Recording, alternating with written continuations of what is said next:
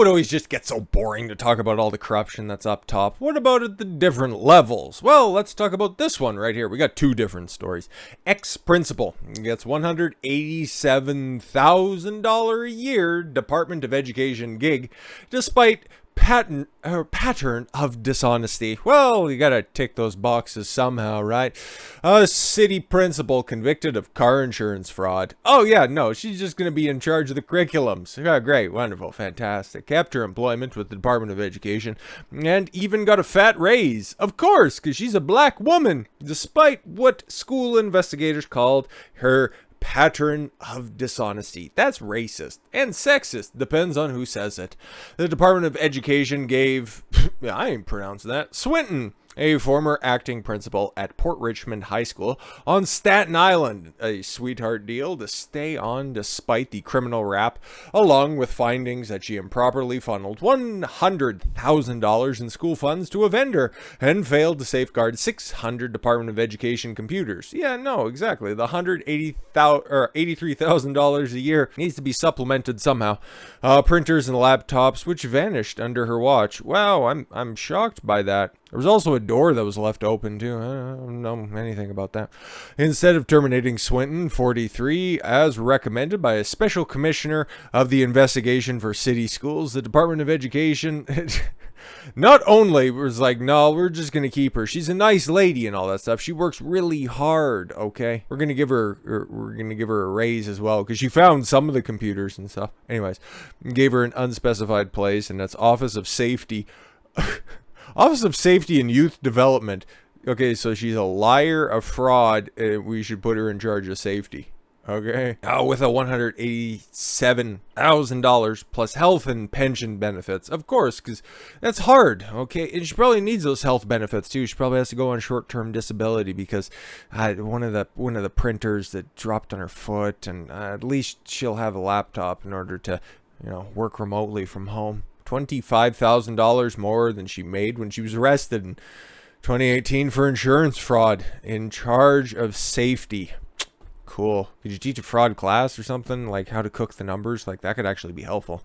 Officials refused to give a title or a description of her new gig, but she got a nice new hat. Swinton even found time to launch her own design for a splashy fashion brand, OB Design. Okay, good. At least they didn't put her in charge of spelling. But she took down the website after being contacted by the Post. Oh no, you guys are silencing a black woman with saggy titties. That's atrocious. She shouldn't be doing that. See, she needed the extra money. That's why she needed the $25,000 extra, okay, per year, because she could only get so much of her haircut. Her good fortune comes as Chancellor David Banks, he's probably white, has vowed to sweep any needless bureaucrats and plow more money into cash-starved schools. Oh, I thought he was fired. Anyway, he's probably a simp. Anyway, he's probably white in the simp too, and let's be honest, it was New York City. Why would you continue to A, trust her, and B, put her in charge of any student development? Well, she's a go-getter, okay? That's getting rare in today's society. Who does she know? Oh, quite a few people. Most of them are felons, though, so I don't really know if you want to get into that network. Asked Ellen McHugh, co-president of the Citywide Council on Special Education. Oh, she should be in your institution as well, because she sounds awfully special. The Post revealed Swinton's insurance scam in November of 2017. 7 months later, the Department of Education removed her. Oh, why couldn't the story end there? Anyways, to a disciplinary rubber room. Oh, great, with a matching jacket, I hope.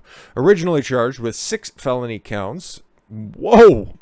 She pleaded guilty in December of 2018. Oh, here comes the disappointment. I already know it. To registering 2 Lexus SUVs in Pennsylvania to avoid New York's high insurance rates. Okay, she was sentenced to 3 years probation and ordered to pay $6,200 in restitutions and a $800 fine. 6 felony counts, 3 years probation, and $7,000. Cool. And those are felonies that she pled down to, and she can get a federal job. What? What?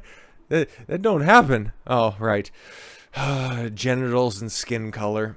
Swinton joined Port Richmond as an interim principal in June of 2017 after serving as principal at John Jay School of Law in Brooklyn since 2010. Great, so she was also a law professor, or at least a law principal.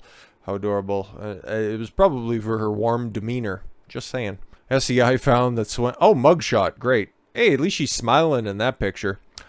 Swinton and John Jay paid a total of $100,000 in split payments, which was against purchasing rules, to Tanya John, a DoE vendor and ex-principal in the Bronx. Oh, great. This sounds like a total fucking scheme.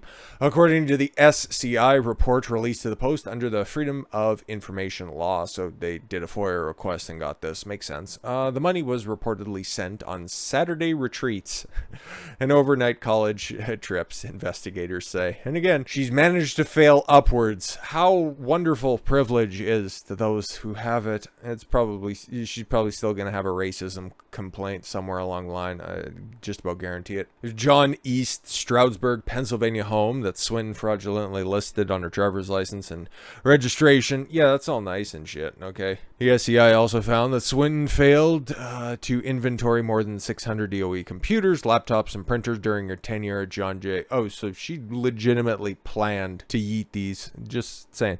All of the devices went missing. All of them. All 600 pieces of equipment that she magically failed to inventory correctly. Just a coincidence, I'm sure. Oh no, that's a different person. Oh, okay, that's kind of what I thought. Yeah. No, she wasn't fortunate enough to be kept on at her job, I would imagine. Probably not dark enough. What the fuck? That looks like a black Dr. Seuss character. Anyways, Swinton's actions show a principled disregard for DOE rules and procedures and demonstrate a pattern of dishonesty. Also sounds like a job description for the Biden administration. Just saying.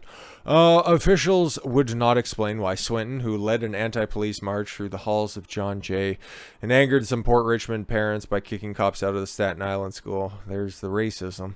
Was placed in an office that serves as a liaison with the NYPD. The source said Swinton attended a Zoom training last November, speaking little but making a big expression with her crazy hat. Again, it's all about her because, of course, oh, look at her Jordans. That's why she gets a raise, because of her fashion sense. Oh, what's the black part of Whoville? Swinton posts photos of herself in large, brightly colored hats. Well, something's got to be bright about her. Principals Union, Council of School Supervisor, and Administrators fight to save the job of members accused of misconduct. Oh, those were the people that were trying to get her hired on. How wonderful. Swinton is a proven school leader and has been effectively performing her role as Supervisor of Office and Safety and Youth Development since the DOE appointed her to that role. Boy, if that wasn't disgusting enough, you have Kathy Hochul, who I hope loses in November. She probably won't, though. I was going to make a joke until I read down a little bit that this is one of the opportunities where she wasn't up on a pulpit pretending to espouse her word as the word of the Lord. But, oh God, guess where she's at. Anyways, Governor Kathy Hochul blasts district attorneys who undercharge perps after NYC sucker punch. Yeah, more crimes being committed in New York City and nobody's doing anything about it because the elites are out at play and Kathy Hochul has campaign stops to make. Hochul, again, took credit for putting a career criminal who sucker punched a random man in the Bronx behind bars. Yeah, no, exactly. Hey, I did something. What did you do about it? I did it. Oh, okay. Pointing her finger at a local district attorney instead of New York's disastrous bail reform laws. No, those are good because they just keep nonviolent criminals off the street. Do we have to go through the Rolodex of different crimes that we've talked about in just the recent past? Like, come on now. I need the district attorneys and the judges to do their job, and when they don't, as governor, I'll be there. Great, totalitarianism in action.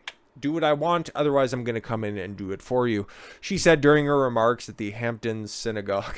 Of course. Well, she's not at a Catholic church this time around. She's just visiting the Curly Q Jews in West Hampton Beach, New York. Slapdown came last week when Phu Bui, stop it, a violent thug and sex offender, sucker punched Jesus Cortez in a random attack in the Bronx, leaving him fighting for his life. Oh shit, so it's Asian on Latin crime this time.